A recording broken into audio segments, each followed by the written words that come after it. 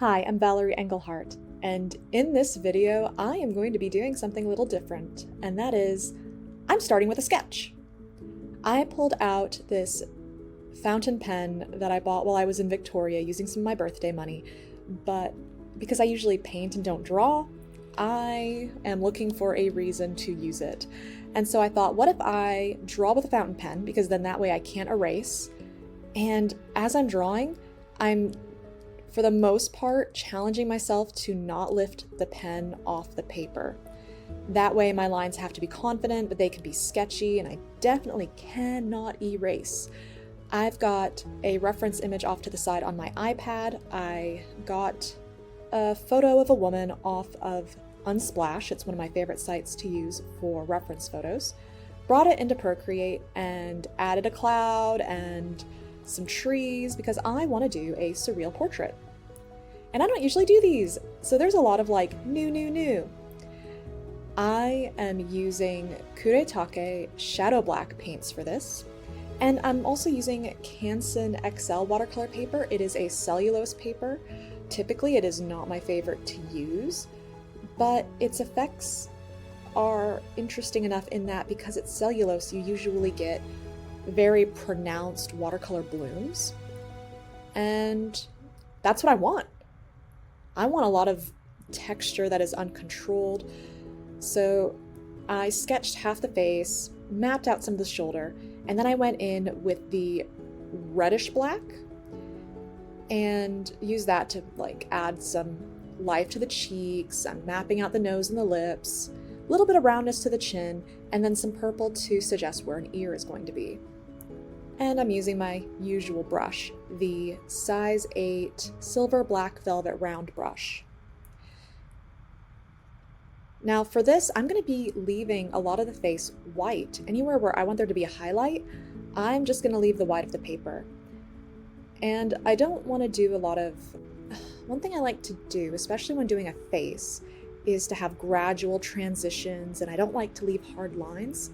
Well, this time I'm like, honey, we're leaving hard lines. That is the effect I'm going for. Putting in some shadow under the chin to differentiate it from the neck. And I am bleeding the very top of the face because that's going to be a cloud, and I don't want there to be a strong difference from where the face stops. So I'm just bleeding that up, and it's fine if that dries as it is because I will be painting over top of it later with blue. Now, going in, and because I have that purple on the ear, I do want to bring that purple elsewhere, and I'm putting that not just on the neck but on the shoulders as well. And I'm using lots of water because I want there to be drips and blooms. And I do have this paper up at an angle. Now I usually work on a block, but if you notice, this is a pad of paper and I've taped down 3 of the 4 sides. That is because I'm going to be using so much water that the paper will warp, and I wanted to prevent as much warping as I could, and I did that by taping down the sides. I also didn't want any of the drips to contaminate the papers underneath, and I wanted to be able to put it at an angle. If I had torn that paper off the block, I wouldn't be able to put it at an angle unless I taped it to another surface, and I'm lazy. So I have pulled out my 3/8 inch Princeton Neptune sword brush, and I am now painting the pine trees. And I'm using just the tip of my brush and wiggling it back and forth to create those branches. Now this paper dries really fast, so those trunks that I put down with the idea of going back and adding the branches, they didn't merge together wet into wet very well. So I'm going to be going in over and over, like adding in the branches and then noticing that the trunk is darker, so then I go in and add a stronger value. But this is just because I'm considering doing a collection this year of surreal portraits, but I don't do a lot of those. If you've been on my channel for a while, I mostly do flowers and animals. And even though I love to consume surrealism, I don't usually paint it outside of just using really fun colors for my paintings. So this is me letting go and doing a study, and the beauty of doing just a study on this inexpensive paper is if this turns out really good, fantastic. If it doesn't turn out so good, well, that's a shame, but then I can make adjustments without feeling like I've wasted a lot of time and a lot of paper. Or, dare I say, the expense of the paper. Because this kind of paper is a lot less expensive than like your Arche paper or the Hanamule paper or Bao Hong. This is great for being able to let go and not be worried about like, oh no, if this doesn't turn out right, this cost X amount of dollars. Well, guess what? This was cheap. But also, take a look. This is actually looking pretty good so far, if I do say so myself. You can do a good painting with inexpensive materials. It just might not be light fast, or you might have more buckling, or you might not have super smooth transitions. It's just good to be aware that you might get different effects based on what your materials are.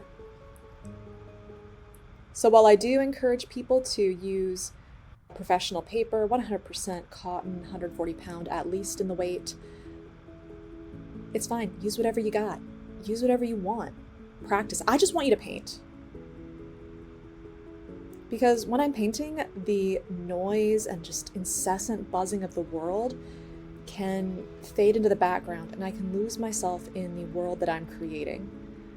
Now I've pulled out a tiny, I think this is a size 2 Mimic round brush. It is a synthetic brush, but it's nice and soft with a fine point.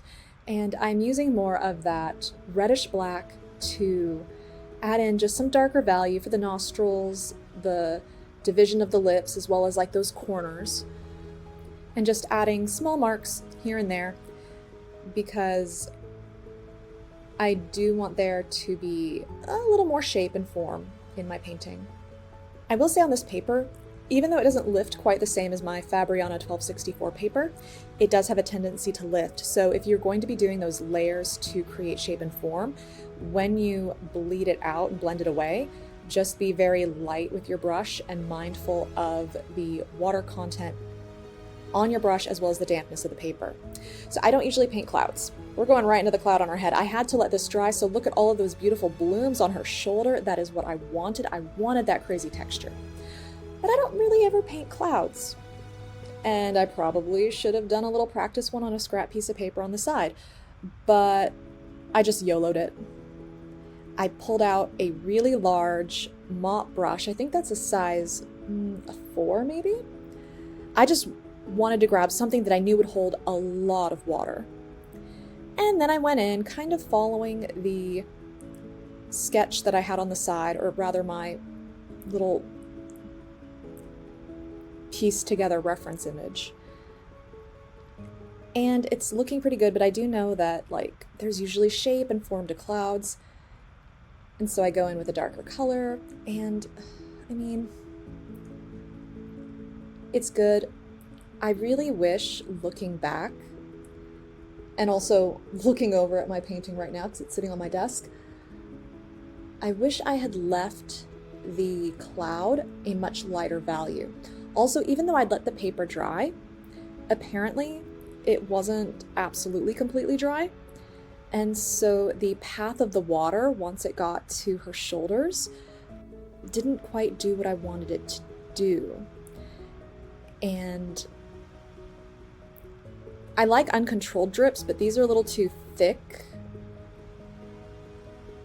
And just so, looking back, it isn't perfect. It isn't exactly what I had in my head or what I wanted, but I'm still happy I did it, and I still think that overall it was a success. Heck, I made a painting. That already makes a success to me. Now, one thing I do when I paint with a lot of water is I will lift and tilt my paper to get some movement, to break up straight lines that are happening where I might have put down some pigment. Looking at it at this point, I think what I really should have done, instead of going and adding more splatter color, is just used a soft tissue or something and dotted out some of the, like, see, look, I'm dotting out some of the splatter. I should have used that, I think, and dotted out maybe some highlights on the clouds. So instead of going deeper like I end up doing, maybe try and bring the light back in. I did lose some of that fluffy airiness. But overall, for a study, for my first time trying this one, I felt really good, and it was nice to bring out the pen. And I can't see many of the lines, but I can see some of them, especially around the nose. The ink that I am using, or used, is kind of a copper color, and there's a bit of a shimmer to it.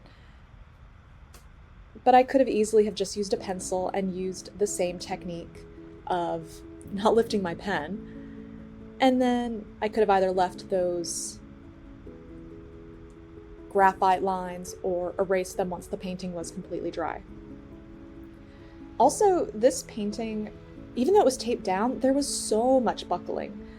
And even after I dried it, it was still very wavy when it came out. And so when you're doing drips, the paint can get caught in those valleys of the paper as it's warping. And that was another thing that I came across. So I wonder how this would have turned out if I had used just different paper. And I want to know from you. I don't do a lot of surreal portraits. I have done a few on my channel, but do you want to see more of these? Do you want to learn how to do it yourself? Or do you want to see the process of how I take a photo and make my own reference image before I paint? I just want to make sure that I'm giving you what will inspire you to pick up your brush and make your own art. But yeah, at this point in the painting, I just keep going in and adding more. And this paper is really great for texture blooms, so I wait until the paper is damp, and then I just go and I dot on some clean water, and that creates some of these beautiful blooms that we see in the final painting. So if you liked this video, press that like button so I know to make more like this, and if you want to see more, subscribe, because I make videos every Thursday. Thanks so much for watching. I'll catch you next time. Bye!